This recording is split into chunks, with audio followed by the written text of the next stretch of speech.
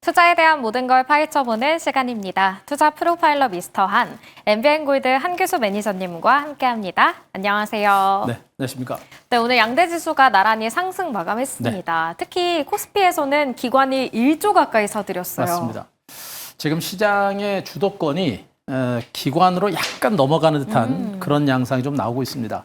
보통 이제 외국인들이 시장을 주도하게 되면 그다음에 기관에 따라가는 형태가 되고요. 네. 또 기관이 먼저 시장을 주도하게 되면 외국인들이 따라가는 이런 형태가 되기 때문에 앞으로 시장은 외국인 주도의 반도체 섹터에서 이제 기관 주도의 새로운 대형주가 장을 주도하는 새로운 주도주 장세가 나오지 않을까, 이런 가능성이 분명히 높아지고 있기 때문에 새로운 주도주 탄생에 우리 시청자 여러분들 좀 적극적으로 대비를 좀 하셔야 될 것 같습니다. 네, 시장을 이끄는 주체가 달라지는 것처럼 보이는 만큼 또 주도주도 다르게 공략을 해봐야 할 것 같습니다. 그렇다면 내일 시장의 단서 통해서 전략 먼저 세워보도록 할게요. 내일장의 단서는 본격 유동성 장세라고 골라주셨습니다. 이제 시작일까요? 네, 이 유동성 장세라는 단어가 굉장히 무서운 장세고요. 정말 강력한 시세 분출을 이끌어내는 장입니다. 고객님 탁감이 88조에서 지금 86조 정도까지 줄어들긴 했습니다만 여전히 시중 유동성이 너무나 넘치고 차고 넘칠 정도로 많은 그런 유동성이고요. 이제 반도체라든가 이쪽으로 들어갔던 자금들이 빠져나와서 새로운 대형주 쪽으로 들어가는데 시가총액 1, 2종목이 삼성전자와 하이닉스입니다. 그거보다 작은 대형주가 많죠. 그런 대형주 쪽으로 시중의 자금이 이동을 하게 되면 그들 대형주들의 주가 상승세가 단기간에 강도롭게 상승세가 나오는 경우가 상당히 많습니다. 그렇기 때문에 새로운 대형주 주도주, 새로운 대형주의 주도주 장세가 한번 나오지 않을까, 이런 기대감은 충분히 가져볼 수가 있을 것 같습니다. 자, 일단 뭐 기관 투자가들의 수급이 상당히 강화되고 있는 부분들은 우리가 긍정적인 부분이고요. 지금 이제 금융 투자 쪽으로 공격적인 매수가 계속해서 들어오고 있기 때문에 그 기관들의 매수세가 여타 대형주 쪽으로 들어가고 있고, 새로운 주도주 중심의 매수가 들어오면서 외국인들까지 가세하는 이런 형태가 되고 있다 그랬죠. 반도체 쪽이라든가 이따 그동안 많이 올랐었던 방산주라든가 이런 종목은 수급이 약간 빠져나온 형태입니다. 새로운 종목이 분명히 탄생할 수 있는 가능성이 높다는 거 분명히 보시 바라고, 일단 유동성 장세라고 말씀드렸는데 유동성 장세의 최대의 수혜주는 대형주입니다. 중소형주보다는 대형주이기 때문에 그 유동성이 많은 대형주 주식의 탄력적인 반등도 충분히 가능할 것이다라는 측면이겠고, 자, 중요한 것은 역시 이제 오늘 반등세가 양호하게 연출됐었던 뭐 은행주라든가 증권주라든가 보험주라든가 지주사라든가 이런 종목들의 반등 가능성과 더불어서 반도체 관련주 올라갈 때 못 올랐던 자동차 관련주들, 아직까지는 2차 런지는 좀 시간이 필요합니다만 중장기 봤을 때는 2차 런지 같은 이런 종목군들로까지 시장의 매기가 확산될 수 있는 가능성이 상당히 높습니다. 결론적으로 그동안 시장은 반도체 일변도의 강세장이 연출되면서 우리 투자자들이 많이 시장에서 소외되는 듯한 양상을 보였지만 앞으로 시작되는 랠리에서는 우리 개인 투자자들이 충분히 수익을 낼 수 있는 그런 장세가 나올 걸로 보고 있어서 시장에 대한 관심과 더불어서 후발 주도주 공략에 집중하자라는 점을 강조드리겠습니다. 자, 그림을 잠깐 하나 보겠습니다. 이제 기관 그 전체적인 시장의 수급이 어디로 쏠리는지 시장 지도를 잠깐 살펴보겠는데요. 자, 오늘 이 전체적인 시장 수급 그 흐름들을 보시게 되면 빨간색 선이 이제 오늘 올라간 섹터들의 흐름을 많이 보여주는 것이고요. 녹색을 보인 분들은 하락 종목이 있는데 유난히도 빨간색을 보이고 있는 섹터들이 많이 있습니다. 바로 이제 증권주가 그 대표적인 빨간색 선을 보여주고 있는 모습이고요. 자, 저 밑에 보험주들도 지금 이제 빨간색 칸을 많이 보유하고 있죠. 결국에 지금 현재 금융주를 주시는 매수가 상당히 강하게 유입되고 있다.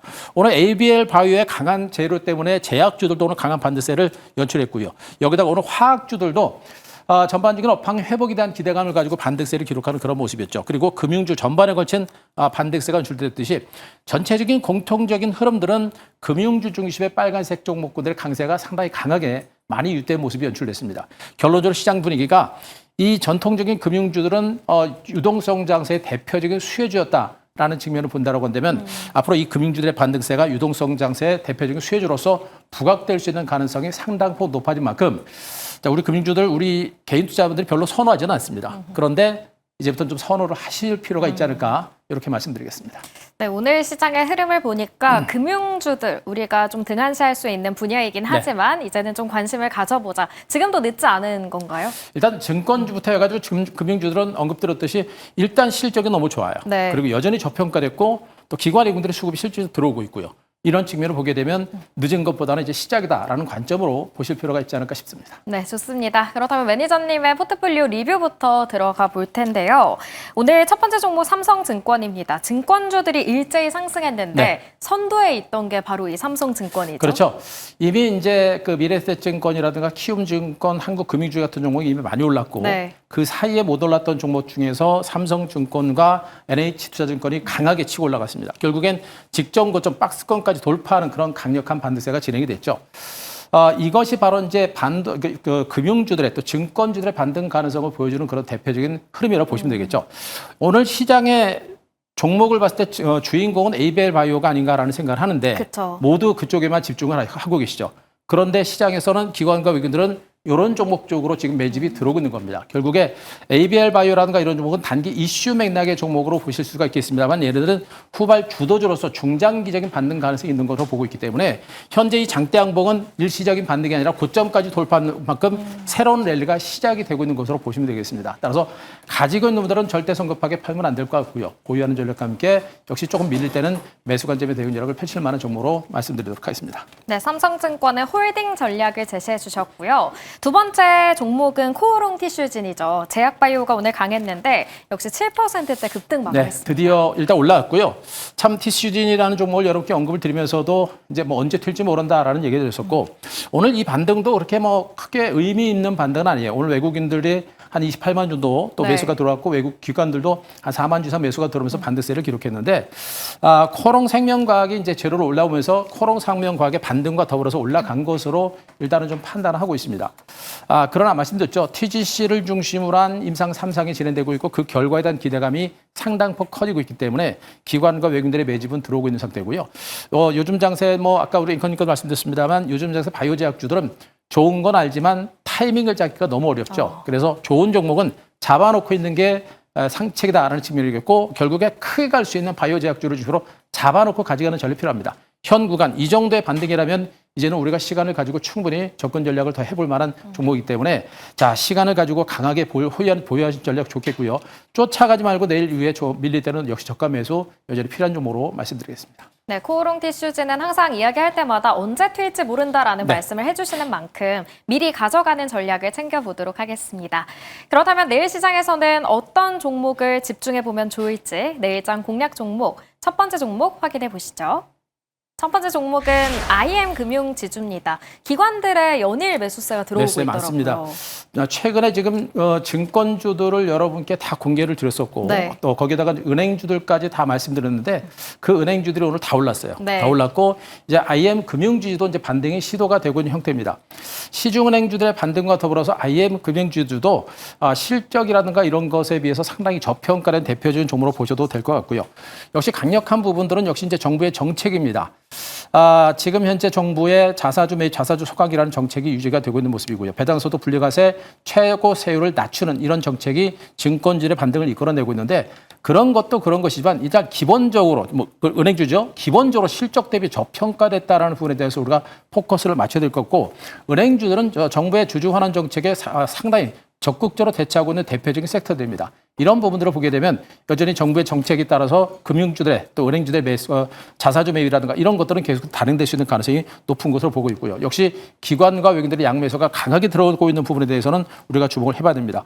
지금 12개월 선행형 PER 정도가 한 5배 정도, PBR은 0.3배 여전히 절대적으로 저평가됐기 때문에 시중 은행주들에 비해서도 주가는 여전히 저평가됐다는 측면 그리고 배당 수익률이 최소한 6% 이상이 되기 때문에 고배당에 따른 고배당에 따른 시장의 반등 가능성은 여전히 큰 것으로 보고 있기 때문에 이런 종목들 이제 늦은 것이 아니라 은행 전반에 걸친 반등에 대한 기대감이 있는 만큼 주목을 하실 필요가 있을 것 같습니다. 네, 그렇다면 IM금융지주 오늘 4% 가까이 상승을 했는데 가격 전략도 세워주시면요. 네, 일단 최근에 은행주 그리고 증권주들의 차트 패턴이 거의 비슷하죠. 자, 1차적으로 강하게 지금 시세가 났었고요. 긴 시간 동안의 행보세를 기록하고 이제 반등이 막 시작되고 있는 과정들입니다. 자, 이 대형주들의 주가 흐름 자체가 곧바로 가면 얼마나 좋겠습니까만 중간에 잔파동 출렁출렁거림이 계속 나오죠. 이번에 가다가도 살짝 눌림이 나올 가능성도 있기는 합니다만 제가 보기엔 그럴 가능성은 많이 줄어들었습니다. 그렇게 되면 점진적인 반등세가 꾸준하게 진행될 수 있는 가능성이 높은 것으로 보고 있기 때문에 이 정도는 많이 오른 것이 아니라 이제 랠리가 시작된다라는 그런 신호로 보시고 현 구간부터는 장중이 밀릴 때마다 매수 관점의 대응 전략을 단행하셔도 무리 없지 않을까 판단이겠고요. 자, 목표가는 제가 16,000원 제시를 드리고 손절가 13,300원 제시드리겠습니다.